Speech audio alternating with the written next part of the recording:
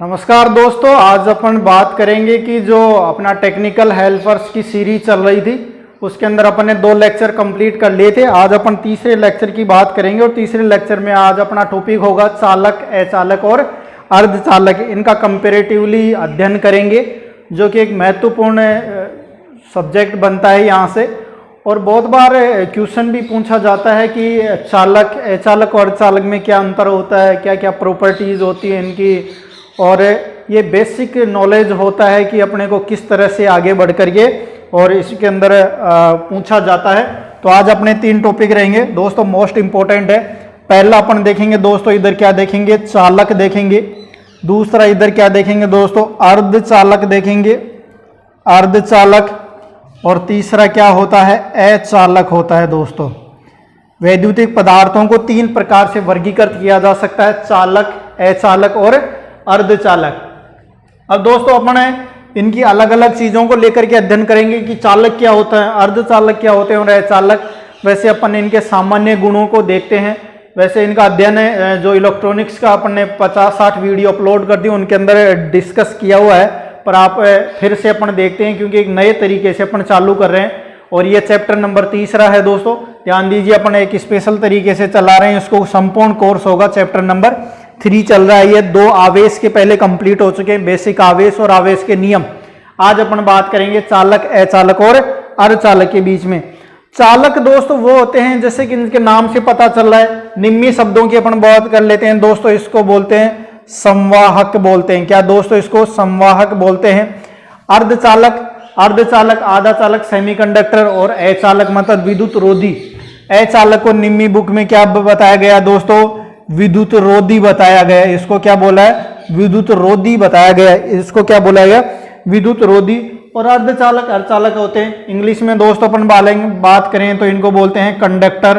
क्या बोलेंगे दोस्तों, कंडक्टर। इनको बोलेंगे अपन सेमी कंडक्टर, सेमी कंडक्टर बोलेंगे। और इनको बोलेंगे इंसुलेटर दोस्तों। क्या बोलेंगे, इंसुलेटर। थोड़ा सा ध्यान दीजिए, अपन तीनों लैंग्वेज के अंदर निम्मी पैटर्न, हिंदी और इंग्लिश तीनों के अंदर बात कर रहे हैं। तो दोस्तों एक चीज आती है यहां पे, अपन बात करेंगे प्रतिरोधकता। प्रतिरोधकता इसकी देखेंगे दोस्तों, इसके आधार पर प्रतिरोधकता। तो दोस्तों चालकों की क्या होती है, प्रतिरोधकता क्या होती है, बहुत कम होती है, या इनको बोला जाए कि क्या होती है, कम होती है।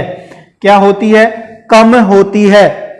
प्रतिरोधकता का मतलब होता है प्रतिरोध। प्रतिरोध का मतलब जानते हो दोस्तों, प्रतिरोध तो वह गुण जिसके द्वारा मतलब विद्युत धारा का क्या किया जाए, विरोध किया जाता है, उसको क्या बोलते हैं, प्रतिरोधकता। इनके अंदर कम होती है।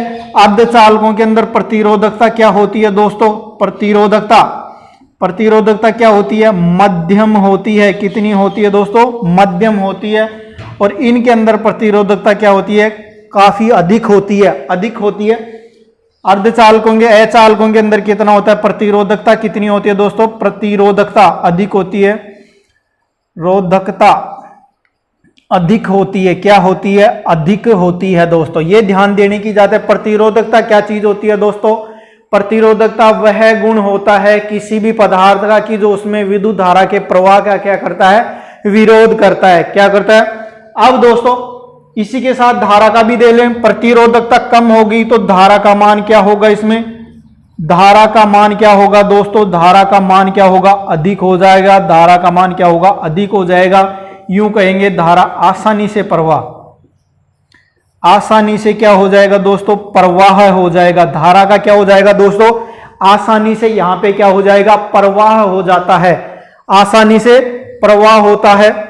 यहां पे दोस्तों प्रतिरोधकता मध्यम है तो क्या होता है, धारा का मान भी क्या हो जाएगा, कम हो जाएगा। धारा का मान क्या हो जाएगा, कम हो जाएगा। मध्यम है तो धारा का मान क्या हो जाएगा, या मध्यम ही बोलो, धारा का मान भी मध्यम मध्यम बहेगा। मध्यम बोले तो धारा, मध्यम बोले तो दोस्तों प्रतिरोधकता इसमें अर्धचालक में चालकता किसके ऊपर निर्भर करेगी, तापमान के ऊपर। तापमान बढ़ाएंगे प्रतिरोधकता कम हो जाएगी, ये हो जाएगी।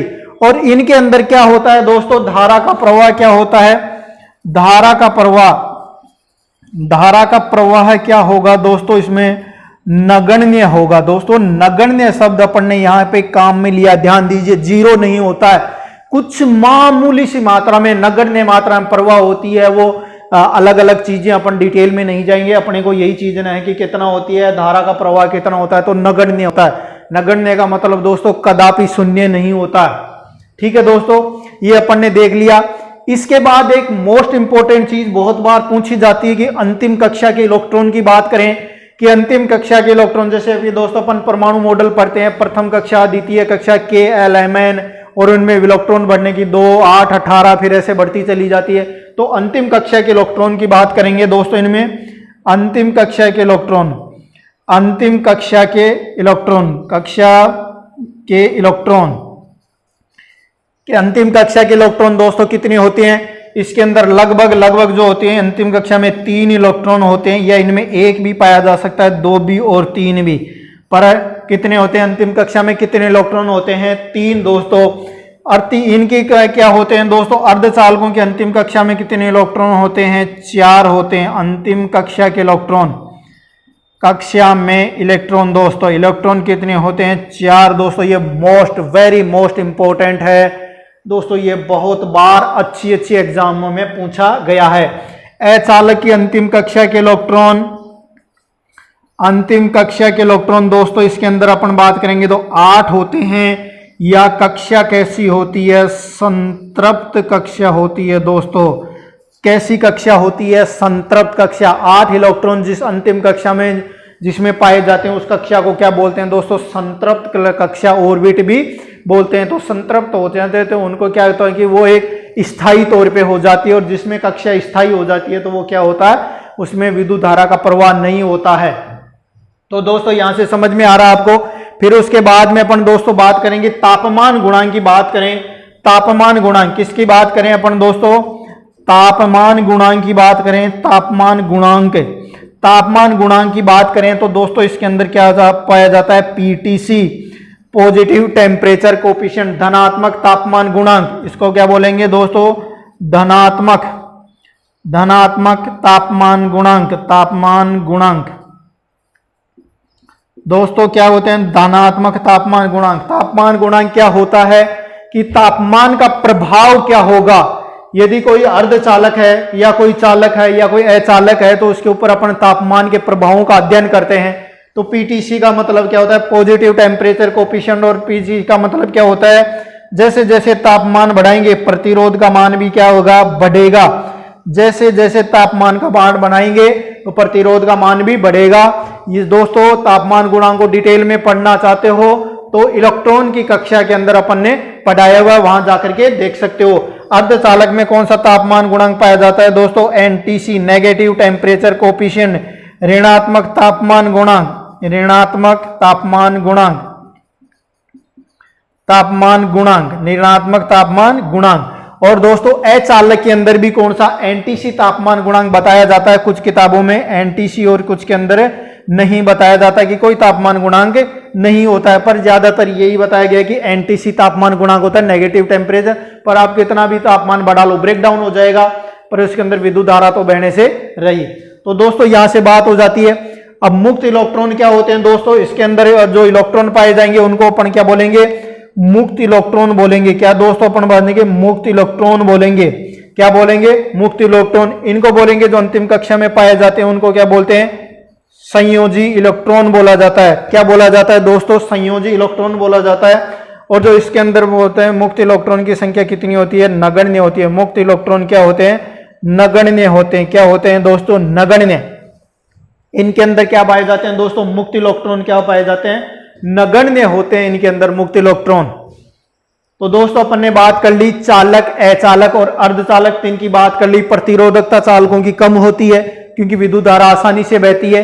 इसके बाद दोस्तों अपन बात करें कि अर्धचालकों में अर्धचालक प्रतिरोधकता मध्यम होती है और इनकी प्रतिरोधकता क्या होती है? अधिक होती है। तो विद्युत धारा उल्टा हो जाएगा, इसमें विद्युत धारा आसानी से मध्यम और नगण्य हो जाती है। अंतिम कक्षा के इलेक्ट्रॉन 3, इसके अंदर 4 और इसके अंदर 8 या संतृप्त कक्षा पाई जाती है। तापमान गुणांक पीटीसी, ये एनटीसी और ये भी एनटीसी, ये तापमान गुणांक पढ़ाया गया दोस्तों। इसके अंदर क्या होंगे? जो अंतिम कक्षा के इलेक्ट्रॉन को क्या कहेंगे? मुक्त इलेक्ट्रॉन।